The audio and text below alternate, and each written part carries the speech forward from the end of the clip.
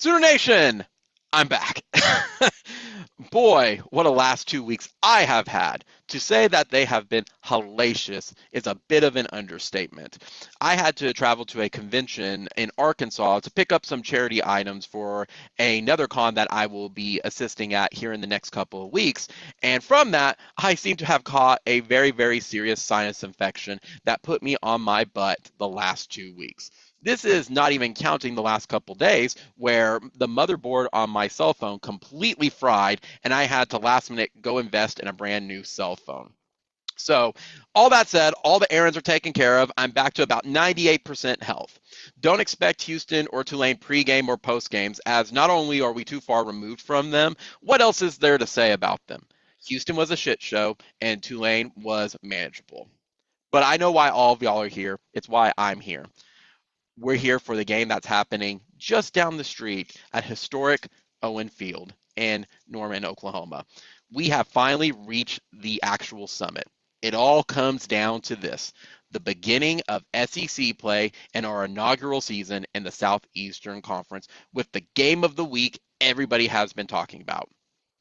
The stage has been set for OU's biggest home game since arguably Notre Dame.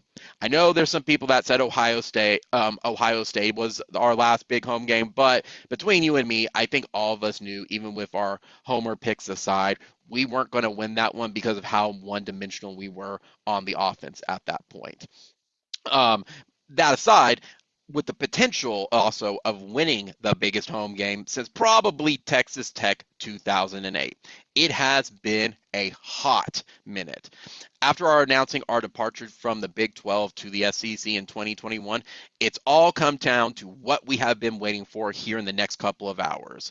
It's why the players joined the team and stuck around all this time for their senior seasons or joined the team in the first place to get that opportunity to play in the best conference in the nation.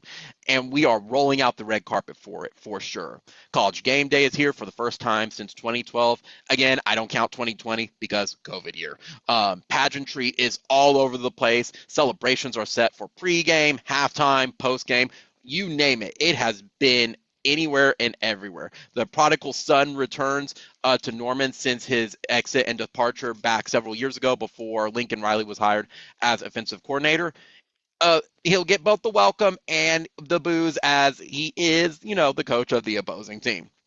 But last night is kind of an example, though, with all this in mind, why I wait also to do my pregame predictions, because I sacrifice views to get as much accurate information as possible. Because we had big news drop last night that Hurd is going to be completely out on Tennessee's side, which changes the entire tone of this game at this point.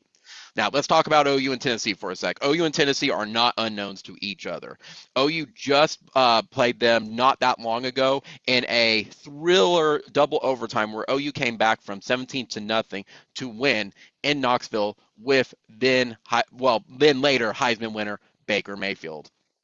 Tennessee's last time they beat us, the Orange Bowl, back in, you guessed it, almost a century ago, 1939. Anybody who said they knew that, they are a liar. Tonight, though, they are looking to try to beat us and get the overall record to 3-2. OU, obviously, trying to push that record and continue that winning streak.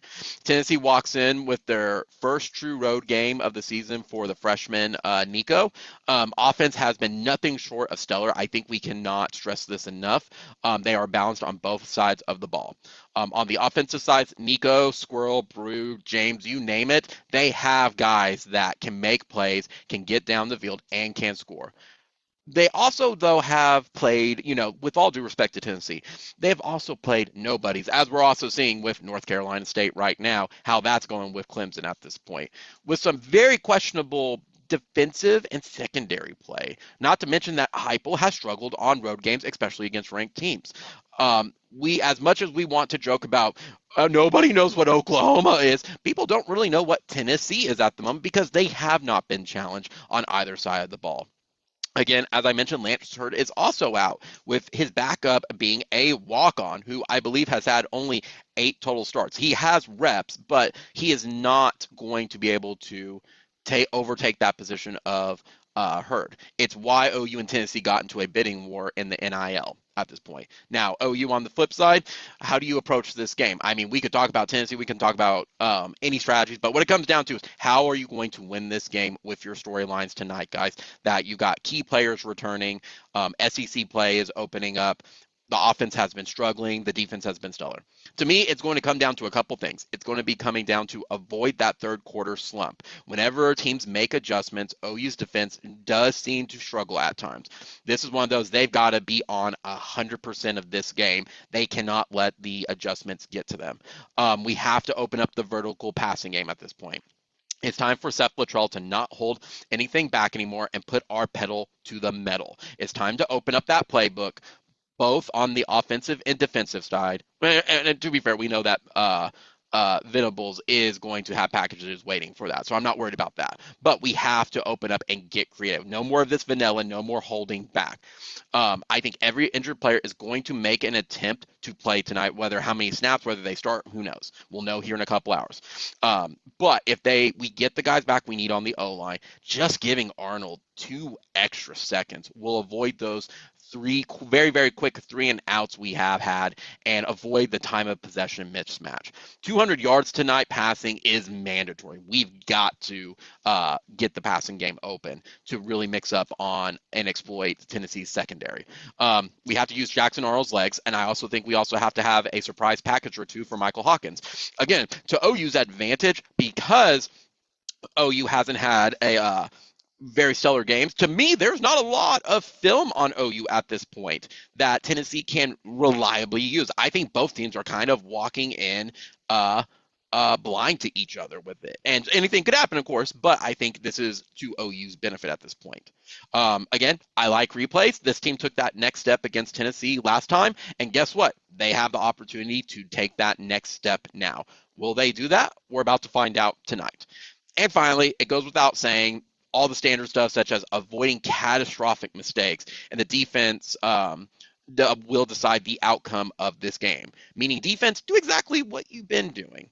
And the crowd has to be involved. They cannot be sitting around. They cannot be sitting and waiting for stuff to happen. They've got to also be a factor in this game. This is why we joined the SEC. Now is the crowd's opportunity to step up. I don't want to see the student section leaving before halftime. I want them to be wild, ruckus, and cause chaos. That's what we need.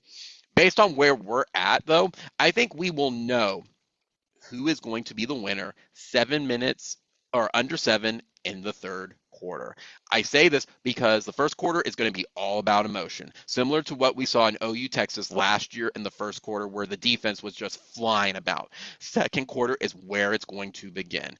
Vegas may also be rethinking their predictions and spreads, as they've got some information probably yesterday that Lance was going to be out, as the lines have begun to slowly go down. I think I last saw, even now, it was like 6.5. Honestly, I can see this game going either way, because funny enough, again, as people say, we don't know enough about Oklahoma. We don't know about Tennessee. And I think the simulations that people have been doing on College Football 25 show that, where Oklahoma is winning 40% of the time. I think it's going to boil down to a turnover or play that we should have risked getting a touchdown. Instead, we played it safe and settled for a field goal, whether we get the points or we miss. I also think it's going to come down to one key area in the trenches: OU's defense versus Tennessee's offense. I think ultimately OU's offense is going to do what they can for it, but it's solely going to come down to OU's defense shutting down Tennessee's offense and making Nico's life, a living hell. Yesterday, if you would have asked me, I would have edged Tennessee to win this game by about 3 points. I think OU still has too many questions on the offense still, and even with as many guys returning from injury, they still have to produce on the field, and I don't know if there's enough time to answer those questions at this point. Now, since this morning, however, everyone, has been against us and says, oh, little old Oklahoma is going to get its doors blown off just like it is in a tornado because they can't hang with the big boys. And you're looking at the next Nebraska, things that we have said we've heard for many years now, which has become bulletin board material.